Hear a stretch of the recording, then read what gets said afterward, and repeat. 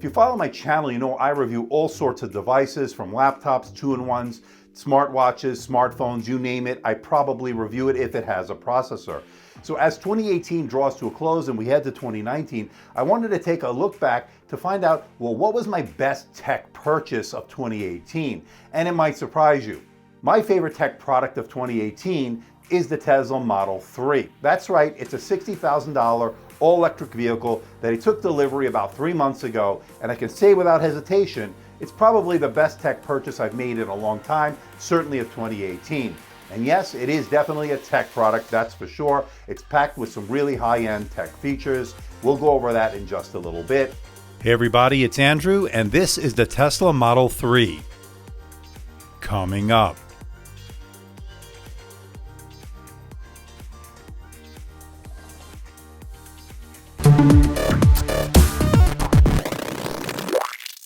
Want to see more videos like this? Well, why not hit that subscribe button and make sure you hit that notification icon. This way you'll be alerted every time I post a new video.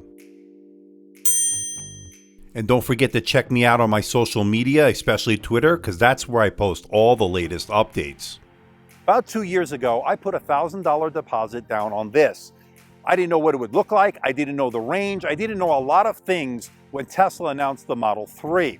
But there were a lot of hopes, a lot of expectations, and a lot of things riding on it for Tesla to produce an affordable all-electric vehicle that not only performs, but then also looked nice and gave you the range you needed. This is the Tesla Model 3. It has 310 miles of range, and I'm so far thinking this is such a great purchase and such a great tech product that I wanted to bring you this series of videos. Now let's get this out of the way. Most people think of the Model 3, they think it's a $35,000 electric vehicle. Well, that model is not actually available, at least not yet. Maybe 3-4 months down the road, maybe even longer. But having said that, I decided to go with the long-range model. That's the model I would go with anyway, because it has 310 miles of range. That means if I want to go on a long trip, say from Las Vegas to Los Angeles, that's a good option to have. It's also good if I'm driving around town. It also means I won't have to charge as much. Now, as far as pricing is concerned, the long-range model starts at $41,200. That's $41,200. But add in the enhanced autopilot, add in the upgraded interior, add in the upgraded wheels. All said and done with all the fees and everything, you're looking at just below $60,000. But for argument's sake, let's just say it's $60,000 even, and that's a lot of money. Now keep in mind, since I did take delivery in October of 2018, I am eligible for that $7,500 tax credit. So when I file my taxes this upcoming April, I will be able to deduct that $7,500 as a credit, and that's really good. And that certainly eases the price tag of $60,000, certainly makes it a lot easier to swallow in terms of that heavy price. But starting January 1st, 2019, that $7,500 tax credit will be halved to $3,750, and it will be halved once again mid-year. So keep that in mind. But enough with the specs and the pricing. Let's get into what the Tesla Model 3 is all about. Let's start with the exterior. Now, as far as looks are concerned, at first I was a little concerned. I wasn't sure if I would like that sports sedan look. I actually really liked the way it turned out. But to be honest, at first I was a little bit hesitant, but after using it for about 3 months or so, I can tell you the design has really grown on me, and I really come to appreciate the way this looks. Now, when it comes to the exterior of the vehicle, you'll notice it has a glass roof, and living in Nevada, especially in Las Vegas, I'm really worried to see how it will hold up during those very hot summers that we get here. So hopefully it will stay cool inside. Now, to me, it was a no-brainer to go with those 19-inch upgraded wheels as opposed to the Aero wheels. They were 18-inch, and I just didn't like the way they look. So I'm glad I went with those 19-inch wheels. They look really nice, in my opinion, a lot more classy. Now, Tesla does say that those 18-inch Aero wheels will give you better mileage or better range because they are more aerodynamic, but I don't care. I like the upgraded 19-inch wheels, and I'm glad I went with them. Now, I'm not really crazy about the door handles, to be honest. To open it, you have to push it in like that, and not everybody was really getting it at first. It's not really intuitive, so when you have passengers who have never been inside of a Tesla Model 3, you have to show them how to open the door. So that's a little bit of a negative, but I got used to it pretty quickly. Now, because there's no engine in the front of this vehicle, they are able to put in a front trunk, or a frunk as they call it. And it's actually pretty good. It's not the biggest trunk I've ever seen, but you can store some groceries in there. They even put some grocery hooks for you so it won't go flying around when you're driving. It's also great if you have some takeout food and you don't want to smell up your cabin of your vehicle. I think that's a pretty good deal. Now when it comes to the rear trunk, plenty of space, great for cargo, great for transporting. The back seats fold down, so if you want to, like, say, buy a big TV from Best Buy, 55 or 65 inch, it should fit in there. And I love the fact there's a trunk within the trunk, giving you even more deeper space within that trunk, and that's pretty cool. And like most modern vehicles nowadays, the side mirrors will fold in when in park, and I like that option. You can turn it off within the settings as well, so that's pretty cool. And there are plenty of cameras for safety and for the autopilot. We'll get to that in just a little bit. Now, in order to streamline the production process, Tesla limited the amount of colors you can get the Model 3 in. I went with the Midnight Silver Metallic, which was an additional $1,500 premium on top of what you're already paying. Same goes for all the other colors. Just the black is the one included in the base price. So if you want any of the other colors, you will be paying a premium. And that to me is a bit of a negative. Now, in order to increase production, Tesla limited the number of options, and when it comes to the interior, you really only have one. So this is it. You get the wood grain dash, you get the vegan leather. It has a very premium feel to it. It's actually pretty nice. You get a little bit Alcantara, as you see there, and it really is a very high-end, very premium feel when you're sitting in the Tesla Model 3. Now, the steering wheel is nice and thick. That is leather itself. That's real leather. It's not vegan leather, and it actually feels really good. One big negative, no door handles. In order to exit, you have to push this button. Not very intuitive either. The center console has piano black finish, which is really nice looking, but a major fingerprint magnet. You will be wiping it down quite a bit, and there are two cup holders in the middle. Now, it's a very comfortable interior. In fact, I'm 6 foot tall and I had enough leg room. It's very comfortable to drive in this, so I'm very happy with the leg room and the comfort of the Model 3. Now, because this is a very minimalistic interior, there's no odometer or anything else blocking your view, so you have a very wide open view, which I actually really do like. Now, one thing you're going to notice right off the bat is how quiet it is in the interior. There's no engine noise to compete with, and the only thing you're going to hear is the sound of the tires hitting the road. Let's hear it in action.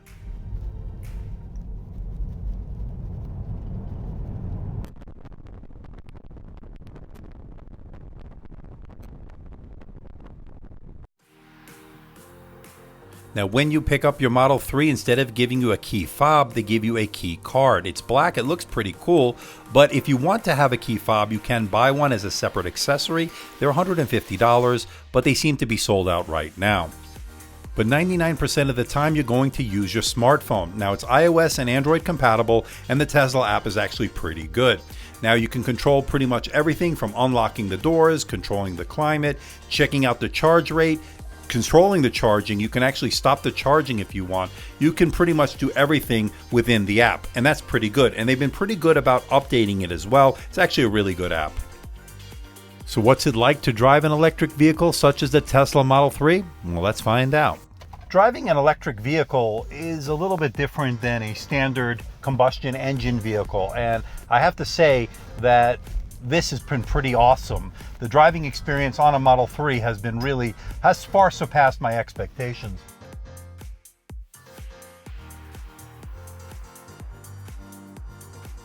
Now, you may be wondering, well, how fast is the Model 3? And I can tell you it's actually very fast. In fact, I don't even have the performance model, which is the fastest one they sell in the Model 3 range. Now, as far as the long range model, it has dual motors and can go from 0 to 60 miles per hour in 4.5 seconds. And to me, for a sports sedan, well, that's pretty damn fast.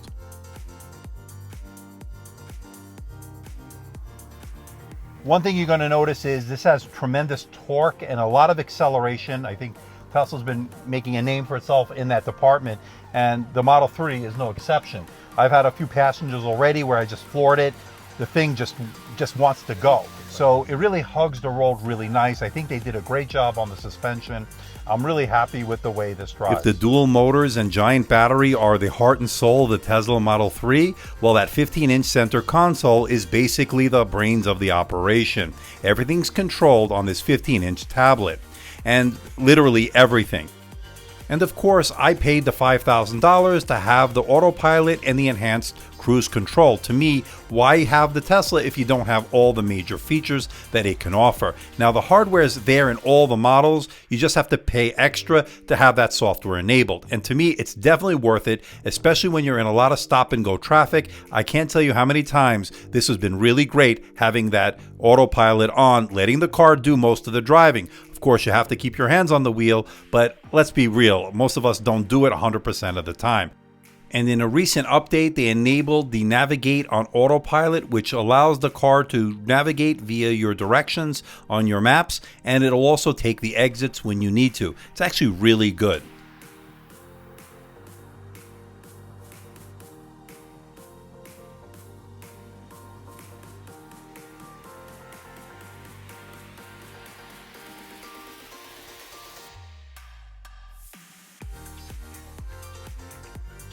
Now there's blind spot recognition, and that's something new. You're starting to see the different cars now, whereas before you just saw pretty much the same shape.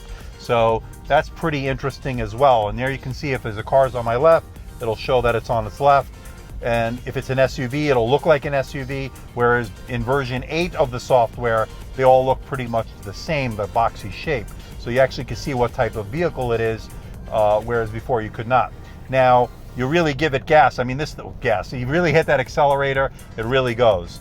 There's no gas in this car. This is an all-electric vehicle. But it's pretty cool driving it. I mean, it really handles very well. I have to give them that much. They did a great job, again, in terms of the driving experience. Now, I did have to get used to the regenerative braking on this. So you take your foot off the pedal, it almost comes to like a stop in a sense. It really slows the car down. That's the brakes regenerating, and it's actually pretty good. I don't even use my brakes all that much. You won't have to change the brakes very often, maybe one time in 5 years I've been hearing. So that makes a lot of sense, since a lot of times you just take your foot off the pedal like I'm doing now, it'll just slow down.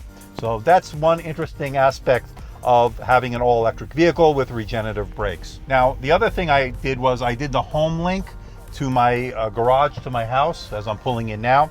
So here it is. It says it's going to open as I get closer, and you hear a little chime letting you know that it's about to open the garage. So that's pretty cool. I can adjust how far in advance I wanted to do that. I still didn't do that, so we'll see what happens. Now, there are a lot of things you need to know about an all-electric vehicle. Obviously, the first one is there is no gas tank. This doesn't use gasoline, it uses electric. So that means you're going to have to figure out, A, where are you going to charge this device, and B, how far can you go on a charge? Well, to answer the first question, there is a few options available to you. You can put a supercharger in your house, you can use a regular plug, a 110, and you could also put it in with a 240 plug, which will charge a little bit faster. Now, if you go with the 110, it'll take about 96 hours to get a full charge, or something to that range. And if you have a 240, you're looking at about 5 or 6 hours, give or take, depending on the charge itself. Now, as far as the superchargers are concerned, Tesla has built a network of superchargers that you can use throughout the country. There are a few here in Las Vegas. Now, for Model 3 owners, you will have to pay for the charging. Model S and Model X owners, you do not have to pay for the charging.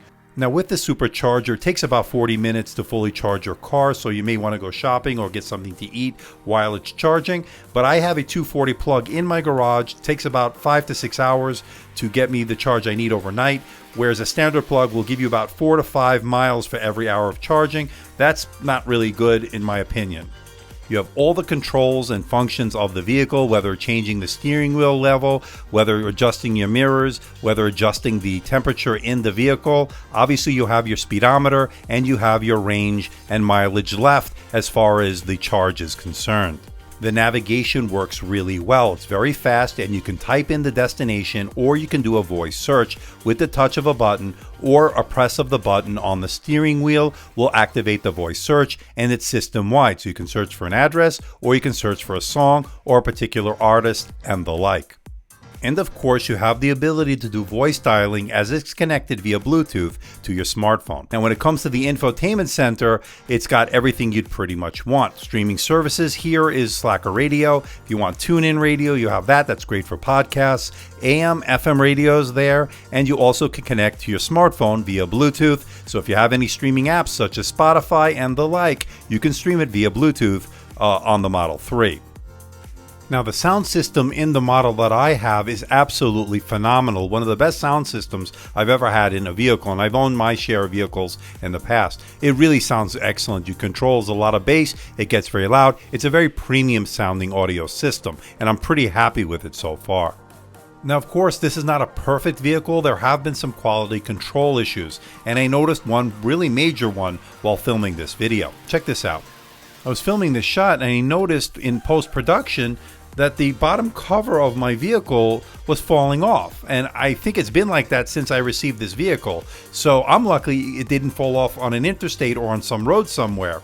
Now, I was able to fix this, so that I'm lucky in that regard. But what the f***, Tesla? How could you let this leave your factory in this condition? So that's a big negative in my book. I shouldn't have to take delivery of a $60,000 plus vehicle in this condition. That's just lack of quality control. That's just unacceptable. And the other problem I ran into is lately I've noticed that there have been less and less available superchargers. There have been more Teslas on the road, and so less available superchargers for me to charge in, say at my lunchtime at work or what have you. So I think that's an issue as far as building up that supercharger infrastructure. I think they need to improve on that. Hopefully they will as time goes on. But despite a few negatives here and there, I'm really happy with the purchase. The 3 months that I've had this vehicle have been great. I think this has really lived up to a lot of the expectations, to a lot of the hype. And there are some negatives, as I pointed out, but I think the pros certainly outweigh the negatives so far. And I really do believe that the future is upon us. So what do you think about the Tesla Model 3? I absolutely love it, and I'm really happy I bought it. I was going into this sight unseen, putting that $1,000 deposit down 2 years ago, and when I took delivery of it, again, the novelty has worn off at this point, and I have to say, it's, again, one of the best tech products I've ever purchased, certainly the best tech product of 2018 that I purchased with my own money. It's not cheap. $60,000 is by no stretch an inexpensive car. It's not the $35,000 car when they announced this vehicle. And I have to say, the pros certainly outweigh the cons. Now, it's not perfect, like I said. There are some quality issues that they need to address, and I think they've been doing better ever since, from what I understand. But with my vehicle, I've had some issues, but nothing to say that this was a bad tech product purchase. I love the enhanced autopilot. I love the minimalist look of the interior. I love the fact that everything's on that 15-inch center console. I like the fact you have a wide open look with the glass roof. Everything you'd want in a luxury car is here, in a luxury sedan, and I'm very happy with this purchase. I love the fact that I don't have to fill up with gasoline anymore. I haven't been to a gas station in 3 months, and I absolutely love that. But again, having an all-electric vehicle is not without its flaws or without its inconveniences sometimes. I had to put in a 240 outlet in my garage so I can get that faster charging. Sometimes I would go to a supercharger, they'd be all full because of the now new popularity of these Model 3s that are starting to roll out. So I've been having trouble sometimes finding an open supercharger in my neighborhood and so forth. So these are things you want to keep in mind, but I think the future is definitely upon us. I see the value in this. Sometimes I forget I'm driving an electric vehicle. It feels like any other car with some really great acceleration, some great torque. I like the way it looks. Everything you'd want in a vehicle is definitely there. Again, I would love to see that $35,000 vehicle be released because I think the masses will certainly love it. I like having the long range of 310 miles. So if I want to go from here to, say, Los Angeles, I have that option. There are superchargers along the way as well. So I'm very happy with the range so far. I haven't had too much range anxiety for the fact that I can charge in my house with my 240 plug or go to a supercharger if I have to. But I'm curious to know what you think. Let me know in the comment section below. What do you think of the Tesla Model 3? It's aroused a lot of controversy, both pros and negatives from people, and I'm curious to know what you think about it. Let me know in that comment section below. So please hit the like button, please subscribe, please share this video. Don't forget to leave a comment in that comment section below. Let me know how I'm doing. Let me know if there's a device or something out there you think I should review. I'll do my best to try to make that happen. Don't forget to check me out on Facebook, on Twitter, Instagram, and of course, my website, AMDtechreviews.com. So until next time, this is Andrew from AMD Tech. See ya.